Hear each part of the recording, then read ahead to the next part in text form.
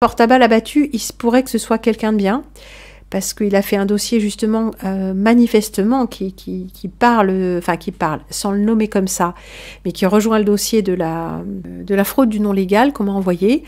Donc vraisemblablement c'est quelqu'un de bien, enfin j'en sais pas plus, hein. Mais le fait qu'il soit avec Cotten, peut-être que Cotten l'a embarqué. Ouais, parce que Cotten, personnage très très trouble. Et mandaté par on ne sait pas qui, et peut-être même les RG, la DGSE, enfin les services secrets, bon, tous ces gens qui travaillent à maintenir l'ordre établi en place. Puis il y a eu un petit mot sur, quelques petits mots sur la tête de Xavier Poussard, qui nous paraît quand même vraiment très très jeune. Je sais pas, il y a quelque chose d'un peu bizarre.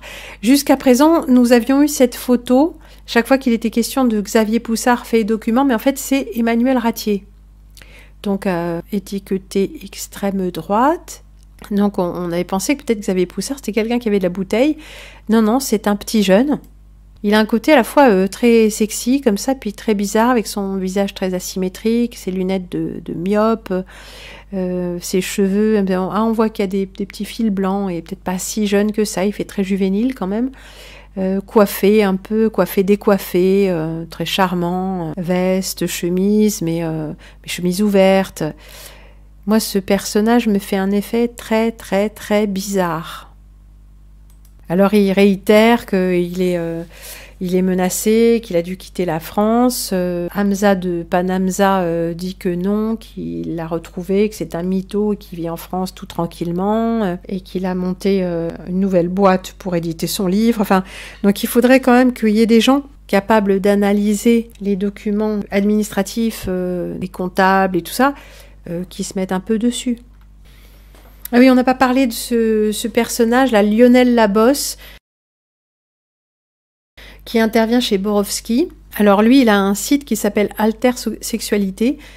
C'est lui qui a lancé les perruques jaunes et tout ça pour dénoncer Brigitte et Chibrit. Mais lui, il est pro LGBT en fait. Enfin, il dit que non, mais si. Il a même commis dans Le Monde un article sur le contrat universel, voilà, c'est ça. Donc ça, c'était en 2012.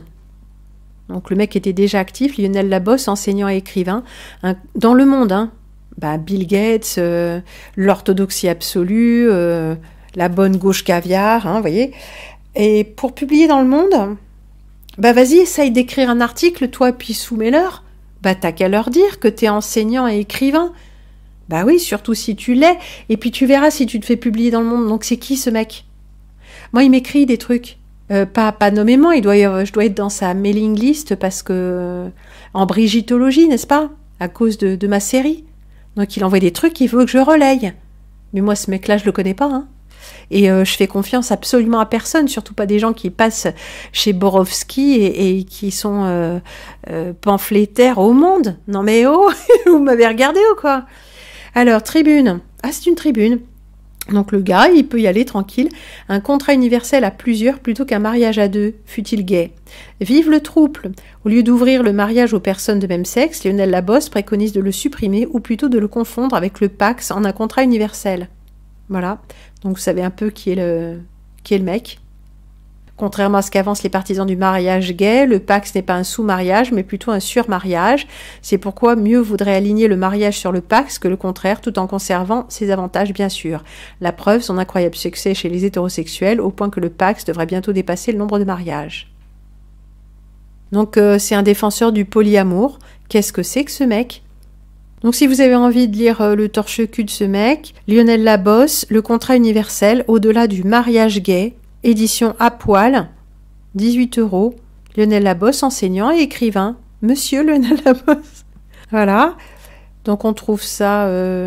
L'adoption prochaine du mariage gay semble inéluctable. La gauche y est favorable. La droite rumine ses réticences. Mais a-t-on réellement évalué la question? A-t-on pris la mesure des problèmes sociaux que recèle la réforme des unions entre les êtres?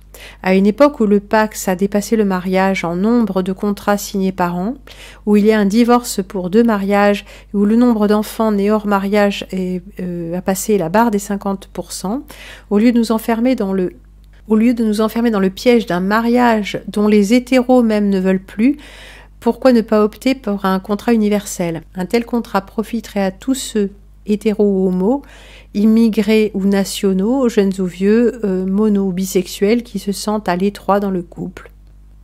Ouais, le mec il dit hétéro, donc il est homo. Ah oui, parce qu'aucun hétéro ne dit hétéro, quoi. Donc qu'est-ce que c'est que ce mec?